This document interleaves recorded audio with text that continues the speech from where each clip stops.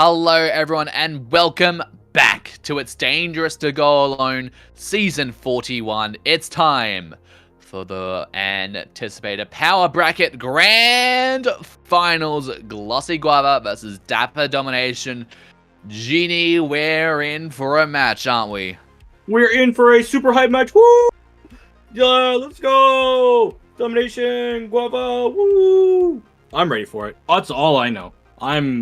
I always love these tournaments. It's so exciting because to be a player this deep in the tournament, you've just met your teammates within the week. At most, like Wednesday night for whatever time zone you're in. So to be this far in a tournament after just meeting is such a rewarding and fulfilling feeling. And you just want to get it over the edge. You want to get that Sendu NFT. You want to get that badge on your profile. It's just closing it out. That's the hard part. Closing it out indeed. And these two teams, they're in for a rematch from the preliminary rounds. They did go 2-1, so expect this to go close. Glossy Guava did take that. However, it should note that the game that Dapper Domination took off Glossy Guava, we actually have that in this set. It's going to be on ship shape cargo, so it's going to be very interesting to see if we do a game for it, if that's going to be a repeat. But obviously it's the grand finals that happened all the way in the preliminaries. That's such a long time ago. Like, that's ancient history. We are now in ancient history. Round three is ancient history. I don't know what round one is. Round one is like, I don't even know. Dinosaurs. No. Ancient history is the dinosaurs, bro. Wait, is ancient history the dinosaurs? I don't know. I dropped history as soon as I could. What would ancient human history would be like? Yeah, like when our calendar started. Depends on your definition of ancient. Real. I'm thinking of like if we're talking like round one is like formation of the Milky Way. Oh, yes. The Big Bang. Real. But that's just a theory. I'm not going to go there. Don't go there. But what isn't a theory is the maps we've got coming up throughout the grand final set. We're going to be returning back onto Barnacle and Dime Calambless. We'll be then going to Undertow, Spillway, Rainmaker, followed by Museum del Alfonsino on Splat Zones. Then, if we get up to a game 4, we've got Ship Shake, Cargo on Tower Control, and then to end up on game 5, we go 2-2. It's going to be Scorch, Gorge, Calamblitz to round off the set. Best map mode combination in the game. You heard it here first. Now, it's time. Game 1, Barnacle and Dime, Calamblitz. It's time. Here, right now. Grand Finals starts now. Here we go. This is going to be a match and a half. Double Zuka versus single Zuka. But both teams opting to rock with the 10-attack splatter shots. I have not seen this much 10-attack splatter shot in ages, bro. Ever since the Zuka changes, normally we at least see all regular shots. But my goodness, the Squeezer's putting in the work and survived the suction bomb. They're connecting these shots. They're getting the splats. And there we go. They do get the assist onto that one, and that's going to allow them to get that little bit more control over mid. But with a player going down on their side as well, that's not going to give them much favor. Make that 3 players come down. They're the only one left alive with the Trizuga, but they get the double, which is going to stop them right in their tracks. A great solo defense, keeping their basket alive and healthy with just a hair's breadth away. I wish I could have one of those in my back pocket on my weapons, bro. Zuka would be so much fun on everything right now. But oh my goodness, it just came with the Charger, and I don't think the Charger has the same capabilities as a Ink Zuka. Yeah, as I say that, it gets absolutely obliterated by said Zuka. Tactical Cooler is out. Clams are going into this basket. Having the Clash Blaster starting to ramp its way up towards this basket would be really good to get some low ground pit control. And we will see as more clams just start funneling their way in. Power Clam all the way down to 18. Glossy Guava, they're destroying Dapper Domination right now. Destroying them is just an understatement. Going all the way down to 12 points in just the first push. Give me that again. Oh no. Get me 100-0 game 1. This is not the situation you want to be in if you are on Dapper Domination, but a great coming out showcase from Glossy. Guava getting a very, very solidified control over the first game of the set. They are 5-0 for a reason. I am noticing this just now. They are 5-0 for a absolute reason. My goodness. Undertow Spillway Rainmaker is what's going to come up next. If Barnacle and Dime, a map which clam spawns can either go in your favor or against you, which I'm going to be honest, they went in Guava's favor. So as much as I'd like to say that was a really solid win, they played super well. They played well while also having clam spawns in their advantage. You do not go in the opening minute, just 15 seconds after the opening minute, 100-12 without clam spawns going in your favor. So let's hope the Dapper Domination knows that fact about Barnacle and Dime Clamblets and can wipe their memory and say, hey, we had a decent mid-game, decent neutral that which existed. We're going to have to bounce back on Undertow Rainmaker, because if you sit in that hole, Rainmaker will run you over like a freight train. Absolutely.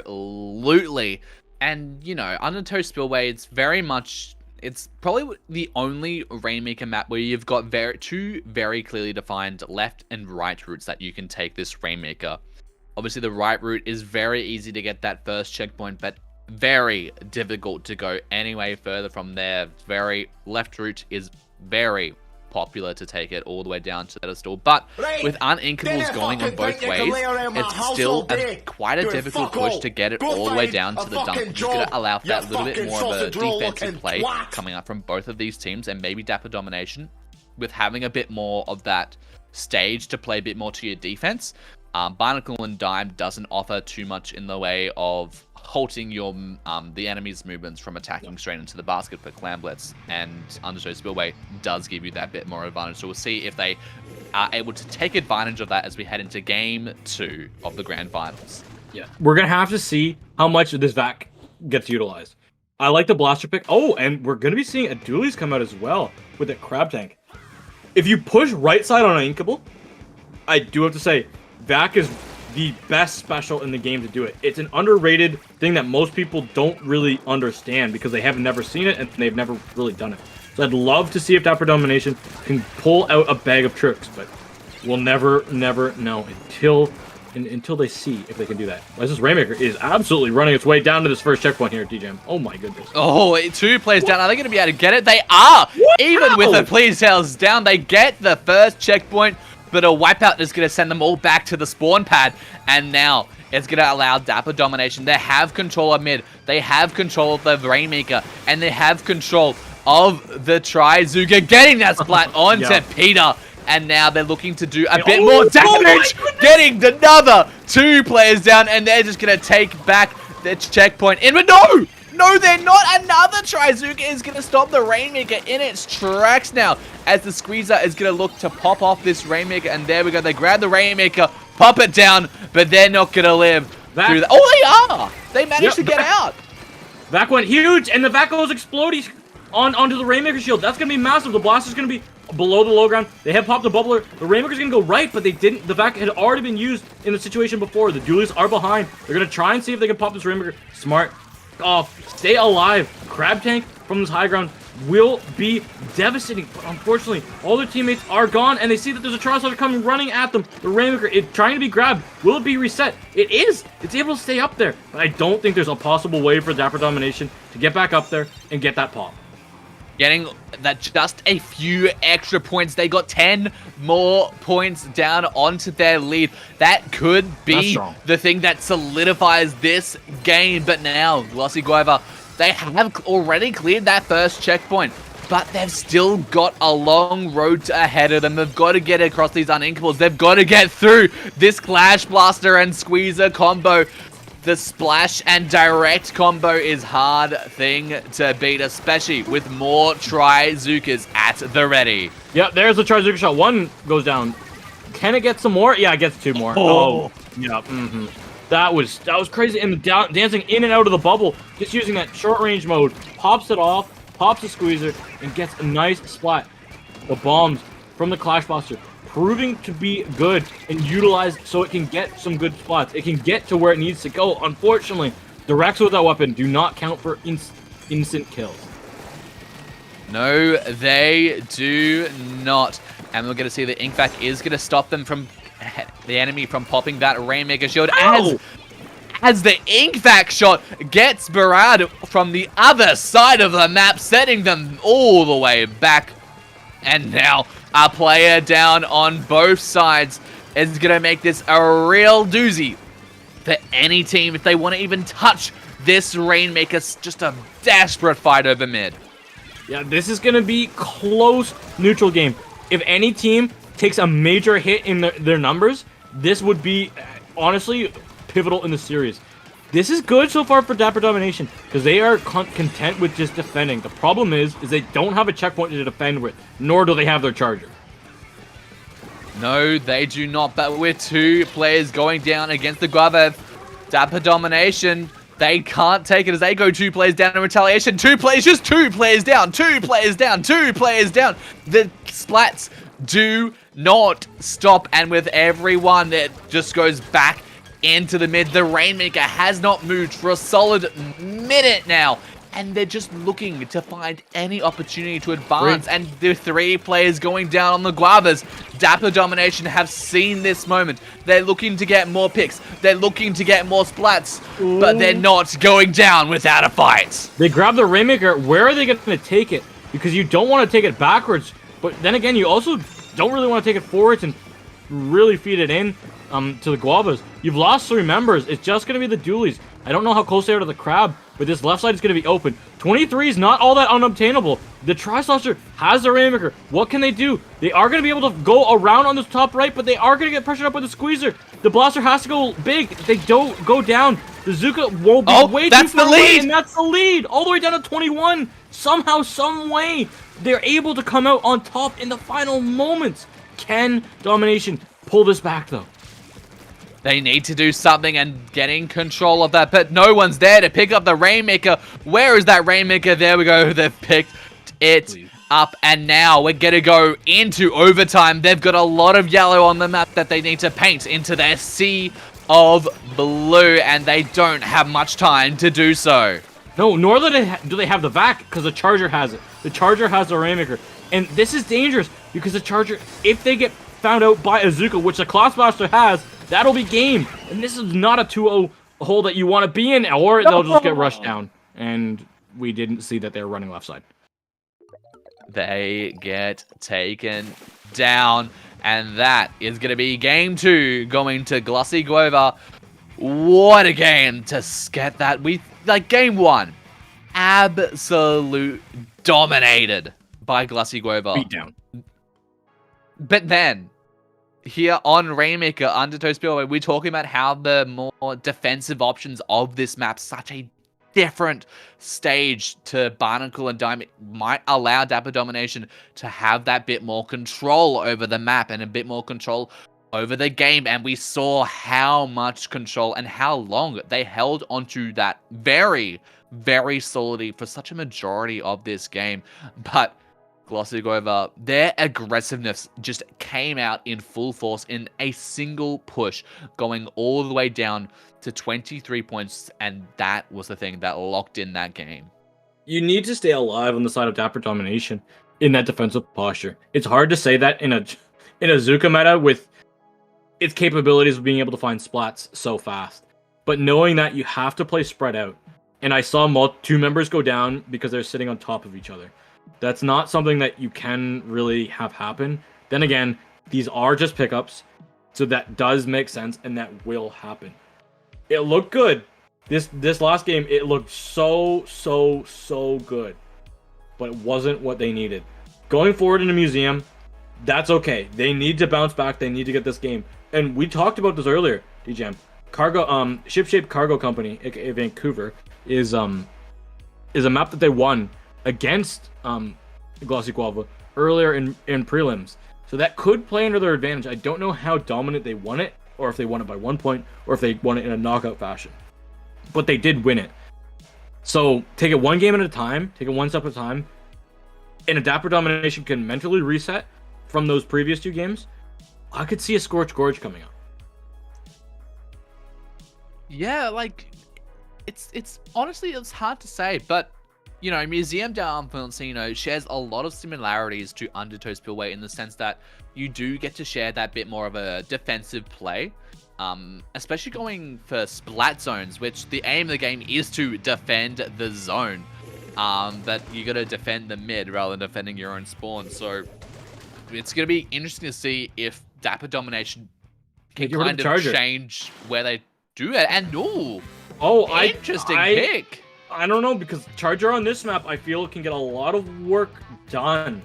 This is notorious for being Charger's one of its more favorite Splat Zone maps. So I'm very interested to see that, because on Rainmaker, I understand why it's not all that great, but here on Zones, I'm a little bit shocked at that one. Indeed, and Glossy Guava getting a very early control over the zone now and solidifying that even further, but with the Trizuka coming out, getting some picks, 2 players go down on the Guavas, and that is going to allow Dapper Domination to get control back over the zone and start to set up their defense, getting another 2 picks. The Squeezer here just showing what they can do, and now they have control of the lead. They have control of the zone, but are they going to be able to hold it? It goes into neutral. Are they going to be doing anything more? Nope. The Zookas are just so strong, and the Tri-Slosh are coming from behind. Wow, this is good. Good for Dapper Domination originally, but now they're just kind of running in there willy-nilly without really any game plan. So the Glossy Guava is going to steamroll all over that, and they're going to eat it up, allowing them to retake the lead for themselves. Yeah, the lead in their favor is a good decision, but a double splat coming out from the Trizuka again. We are in the Trizuka meta, ladies and gentlemen, as Dapper Domination take back control of the zone, getting it into their favor, but they've still got a 20-point lead to crunch down before they can get any more points onto the leaderboard. I love how we just say, oh yeah, did we see a double happen somewhere on the map? It's like automatically, yeah, it was a Trizuka. Couldn't be a bomb. Couldn't think of it being a good play from like double kill from the blaster. No, it was a Trizuka, 100%. Absolutely, and the lead going back into Dapper Domination's favor. Another Trizuka getting that splat onto Kyodai. Are they going to be able to find any more picks? I forget. There's too many tries. There's the Tri-Slosher. There's the Trizuka, and I forget the next one. The trio of Deep Cut? No. Regardless. Oh, Tri-Stringer. No. Tri-Strike. Yes. That one? Yeah, it's Splatoon 3, bro. What about Tricolor Turf War? I need to try harder. As we head into the final couple of points, they do clear through their penalty, and another Trizuka is at the ready. Are they going to be able to find more picks with it? Yes, they are. Peter goes down. Are they going to do anything more? The lead goes back into favor of Glossy Guava. But with 2 players down on Dapper Domination, they need to find something. They need to find something fast. And the splat comes out, but it's not going to be enough for Barad as they stop them in their tracks. A few points remaining. They go into the zone. Are they going to do anything? But no, that is the KO. And a 3-0 to Glossy Guava, taking its Dangerous to Go Alone Season 41. That was a solid game. There were back and forth moments, cracked open by big doubles, presumably the Zookas, but overall, especially with the fist bump, it was just better team coordination from Glossy Guava. They proved why they went 6-0 today. They proved why they were the best team, and honestly, it's rewarding to see the best team from start to finish win, because when it comes to all sports just in general, the best team that starts the day isn't always the team that wins the whole thing at the end. No, you sometimes see a bit of left fields come out and be like, Upsets. this is gonna happen, this is gonna happen, and you know, sometimes you get some things a bit of left field, but you know, It was a Glossy Guava, masterclass. It was a they masterclass. showed us what they can do and how they do it. It's a great showing from them, but that is going to be the tournament for today. Oh, thanks everyone for coming along. Ginny, where can the lovely people of the world find you?